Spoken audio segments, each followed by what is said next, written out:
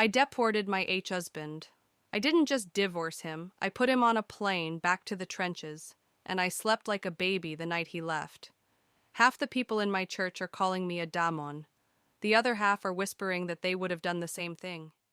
But before you type Wucht W0 man in the comments, listen to what this man did to me. My name is Sura. I'm a registered nurse live, NG, in H0 Houston, Texas. I worked double shifts, standing on my feet for 12 hours a day, wiping backsides and taking abuse from pedants just to save enough money. Why? To bring the love of my life, Emchal, to America. We met when I went home for Christmas 3 years ago. Emchal was charming, handsome, and spoke with that smooth accent that made my knees weak. He was a struggling engineer with big dreams, but no opportunities. Baby, if you just get me to the States, I will treat you like a queen, he promised. I will work hard. I will build us an empire. I believed him. I was 32, single, and lonely in a big house. I wanted a family. I spent $15,000 on lawyers, filing fees, and flights. I sponsored his K-1 visa. When Emshale landed at George Bush Intercontinental Airport, I cried tears of joy. I thought my life was beginning. For the first 6 months, he was perfect. He cooked, he cleaned, he rubbed my feet when I came home from the hospital. You are my angel, he would say. We got married at the courthouse. We filed for his green card, adjustment of status. The interview was scheduled for next week. Last Sunday, I came home early from my shift because I had a migraine. The house was quiet. Michael wasn't in the living room. I walked toward the bedroom and I heard him laughing. He was on a video call. I stopped.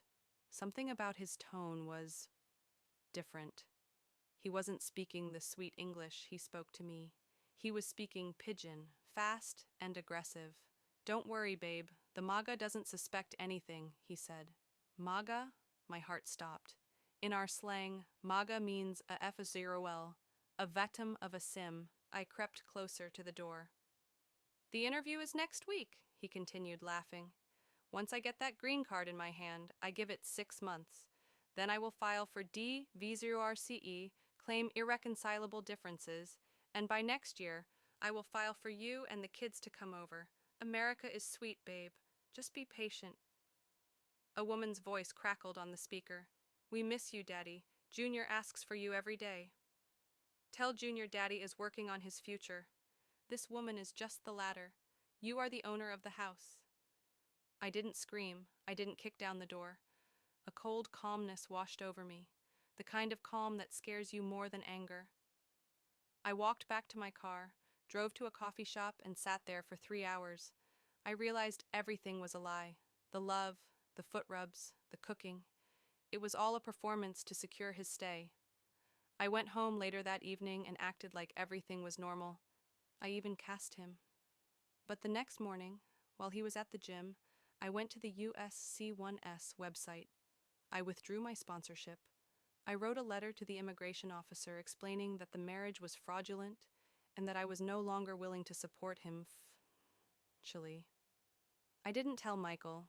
The morning of the interview, he put on his best suit. He looked so handsome, so confident. Ready to make us official, baby? He asked, fixing his tie.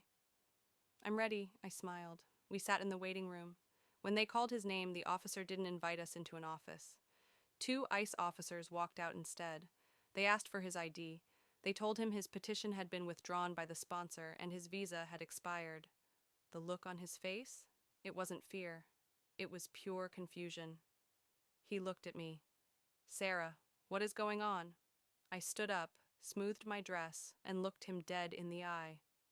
I am not a ladder, Manchael, and this MAGA has closed the bank. I walked out of that building while he was shouting my name in handcuffs. He is currently in a detention center awaiting deportation. His family back home has been blowing up my phone. Kurz, Jamie, sending me Bible verses about forgiveness. His real wife even sent me a DM begging me to reconsider for the sake of their children. But I feel nothing. I worked too hard for my peace to let a squatter live in it. Now, I'm sitting in my quiet house drinking wine.